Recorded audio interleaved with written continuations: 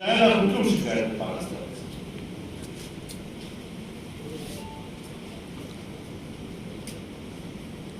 اس نے جو پاکستان میں سرمایہ کاری کی، اس حکومت نے پوری سرمایہ کاری کو پانی دے، اور آج اس وقت پاکستان کی کسی اور جگہ کے لیے ہو یا نہ، پاکستان کی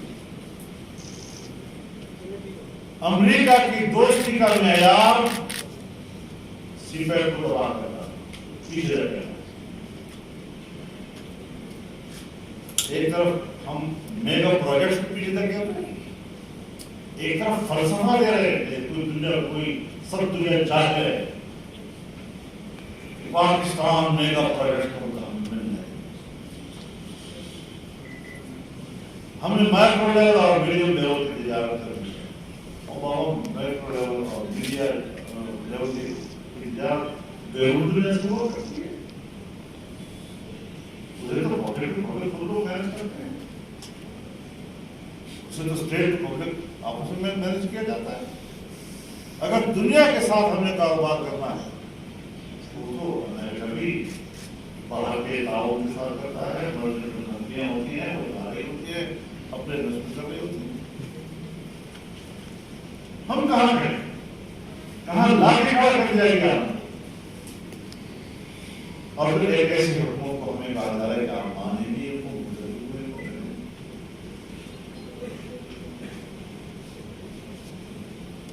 اور جہاں پر مدت پوری کرنا اور مدت بڑھانے کے مسائل آئے گے ملک کے اندر،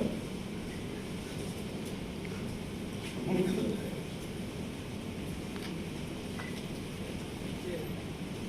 ہم ملک کے وفادار ہیں،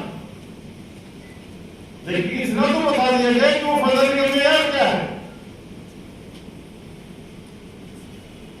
انگریز کا زمانہ تھا، ہندوستان کے وفادار کو غدار کہا گیا، وفادار صرف وہی تھا جو انگریز کا وفادار ہوا۔ کیا آج بھی ہم وفاداری کے لیے وہی معیار رکھتے ہیں؟ ایک ادارے کا وفادار بن جاؤ بس تو ٹھیک ہے، پاکستان سے وفاداری کی کوئی قیمت نہیں، اس کی کوئی حیثیت نہیں۔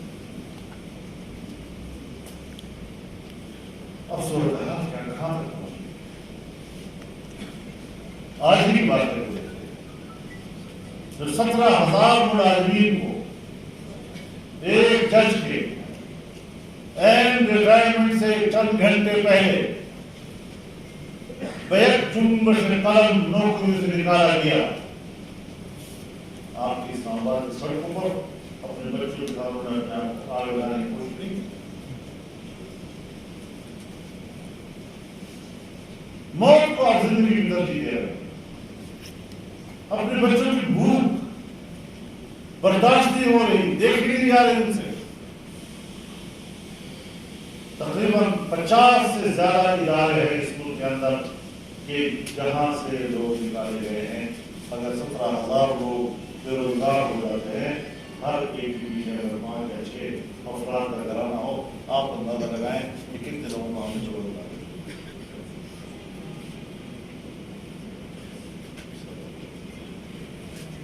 خواب ہو گئے، ایک بڑی سے لے کر چھوٹی تک 1 کروڑ سے نیچے ہم کو دے گی 74 سال ہو، اور ہم 1 سال ہو 2 سال کے اندر 1 کروڑ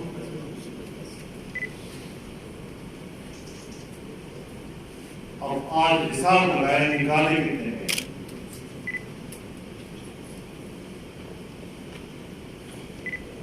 کتنے گھر بنانے کی بات کی گئی، لیکن کتنے گرائے گئے،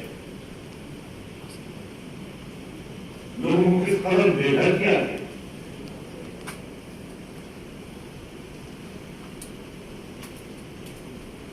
کوئی خارجہ پالیسی نہیں، کوئی داخلہ پالیسی نہیں۔ ہم نے اس ماحول سے نکلنا ہے، تو ایک منٹ کے ساتھ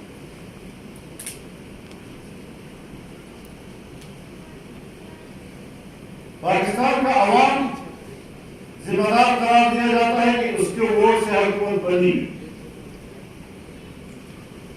لیکن ہوتی ہے وہ کہتے ہیں کہ ووٹ بکسے میں ڈالنے کا نام نہیں، ووٹ بکسے سے نکال کر گرنے کا نام۔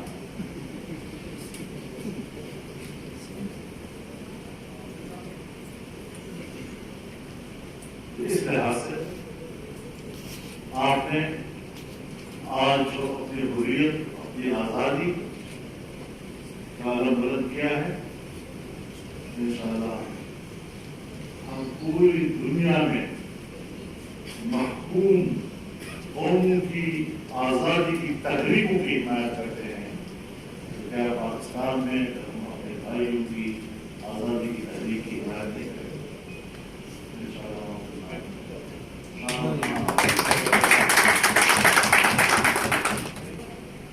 یہ ایک امانت اور امانت کے لیے دیانت شرط۔ آپ ہمارا سے بھی گزارش کروں گا کہ میرا تحقیق خبریں چلانا صرف اس لیے کہ کہیں دوسرا چینل میں چلانا۔ جناب رسول اللہ صلی اللہ علیہ وسلم فرماتے ہیں کفا بالمرء کلمۃ من الحق بكل جواب۔ کسی شخص کے جھوٹے ہونے کے لیے اتنا ہی کافی ہے کہ آپ پوری طرح بات کریں۔ کردار خوشی رکھی ہے،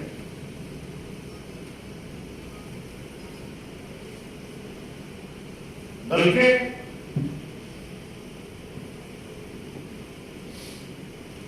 اسلام کی تعلیم گناہگار کی پردہ پوشی کی ہے، پردہ دری کی نہیں۔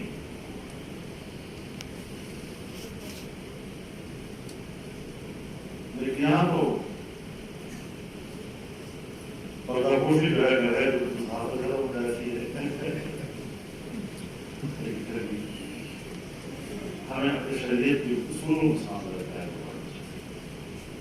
اور اعلیٰ اخلاق کا دین ہے۔ ہم اسلام کی غلط تشریح کرتے ہیں۔ ہم جب اسلام کی برکات بتاتے ہیں، جب اسلام آئے گا تو پھر قصاص کیا جائے گا، جب اسلام آئے گا تو ہاتھ کاٹا جائے گا، اسلام آئے گا ظالم کو سنسار کیا جائے گا، اس کو اسلامی نظام ہم کہتے ہیں۔ میں آپ سے پوچھتا ہوں، آپ پڑھے لکھے لوگ، اسکول کا، مدرسے کا ایک نصاب تعلیم ہوگا، اس کو باقاعدہ آویزان کیا جاتا ہے، پورے ملک کے ساتھ آپ اس نصاب کی تعارف کراتے ہیں، بچے اس کے لیے آپ اسکول میں آتے ہیں۔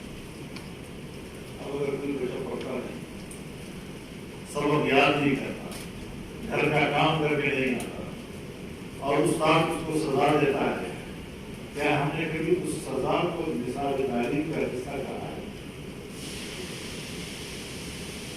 سزاؤں کو ہم اسکولوں میں نصاب تعلیم کا حصہ کبھی نہیں کہا۔ تو پھر اسلام کی اگر کچھ سزائیں ہیں اس کو نظام اسلام کا حصہ قرار دے رہا ہے، نظام کی درستی کے لیے ہے اگر ضرورت پڑے۔ اور پھر اسلام کی دلچسپی سزا سے بچانے کی ہے، سزا دینے کی نہیں۔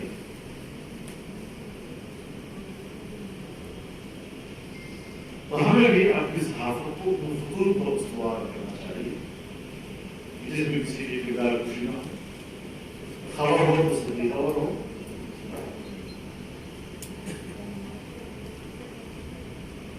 ایک دوسرے سے آگے بڑھنے کی خواہش پر غلط خبر لگا دینا، غلطی کے بعد اس پر معذرت کر دینا، تب جا کر ہم ایک باوقار قسم کی صحافت اور سیاست کے لیے آتا ہے۔ قوم کے سامنے سچی بات نہ کہو، بیوروکریسی میں بھی، ایسٹیبلشمنٹ میں بھی، اور جب ہم اپنے آئینی دائرۂ کار میں رہتے ہوئے فرائض کا انجام دیں گے تو ان دوسروں کو برقرار کریں۔ ہمیں دوسروں کو سبق لینا چاہیے، جس کو ظلم ہوتے ہیں وہاں پر کیا انجام قوموں کے ظلم کہاں پہنچے تو اللہ تعالیٰ پاکستان کو قابضہ رکھے، ترقی کے راہ پر اللہ پاکستان کو نامور فرمائے اور ایک پرسکون نظام اللہ تعالیٰ پاکستان کے حاکمیت کو مہیا فرمائے۔ میں آپ کا ایک بار پھر بہت زیادہ شکریہ۔ ہم نے 9/11 کے بعد جس طرح کمپرومائز کیا ہے امریکہ کے ساتھ، جس طرح افغانستان پر حملہ کرنے کے لیے ہم نے ہڈی مہیا کی، جس طرح افغانستان پر حملہ کرنے کے لیے ہم نے فضائیں حملے دی، جب مشورت نے کہا کہ 1000 لوگوں کو میں پکڑ کر امریکہ کے حوالے کیا، ایک ہم لوگ رات سے منظر ہے تو انہوں نے قربانیاں دی ہیں استقامت کے ساتھ، جو کمٹمنٹ تھی اس کو پورا اترے ہیں۔ استقامت اصل چیز ہوتی ہے، نتائج شاید ذرا دیر سے ہوتے ہیں لیکن آدمی کے ہاتھ میں وہ نتائج آئیں گے۔ آپ صحابی حضرات میرا استقامت مظاہرہ کرتے ہیں، چند دن تکلیف ضرور ہوگی لیکن مقصد انشاءاللہ حاصل ہوگا۔ تو اس تحریک خود آپ کی سوال کے بعد اور ذرا پہنچنے کی دعوت اور کیا مقاصد ہو سکتے ہیں؟ آپ نے وہی کچھ لکھا ہے جس کے بارے میں وہ آپ سے کہیں گے۔ اگر آپ نے ان کی خواہشات کے خلاف لکھا تو پھر وہ کہیں گے یہ ریاست کو نقصان پہنچانے والی بات ہے اور ہم اسٹیٹ کے محاورے میں، اور اسٹیٹ بھی اس وقت غیر محفوظ اسٹیٹ ہے اور قوم بھی غیر محفوظ قوم ہے۔ ہر لحاظ سے اس وقت ہم کمزوری کر رہے ہیں۔ میرے خیال میں افغانستان جو بھی حکومت بنے، طالبان اس وقت ایک دوسرے کو بنیاد حکومت بنانے میں مصروف ہے، یہی ان کی ترجیح ہے۔ فاتح ہونے کے باوجود عام آبادی کا اعلان کیا ہے، لہٰذا وہاں پر وہی نظام ہونا چاہیے، وہاں کی معاش کی ترقی ہونی چاہیے۔ مملکتی نظام میں دو چیزیں حکومت کی ذمہ داری ہوتی ہے، دو چیزیں، ایک انسانی حقوق کا تحفظ اور دوسرا معاش و خوشحالی۔ یہ دو چیزیں جو ہیں یہ حکومت کی ذمہ داری ہوتی ہے۔ اگر آپ انسانی حق پہ مانگتے ہیں، ان کے مال، ان کی جان، ان کی عزت و آبرو، تو قانون اور قانون وہی ہونا چاہیے جو شرع دیتا ہے، اور اس میں ایک حدود کا نظام ہے جو قرآن کریم نے ذکر کیا ہے، اور ایک ہے تعزیرات کا نظام جو اس کی معیار ہے۔